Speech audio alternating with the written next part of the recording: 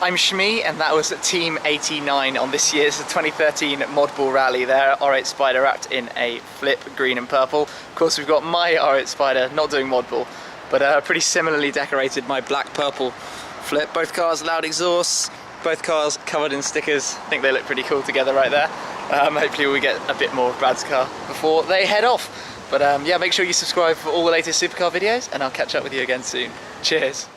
We're in Copenhagen in Denmark, the start of the 2013 Gumball 3000 Supercar Rally.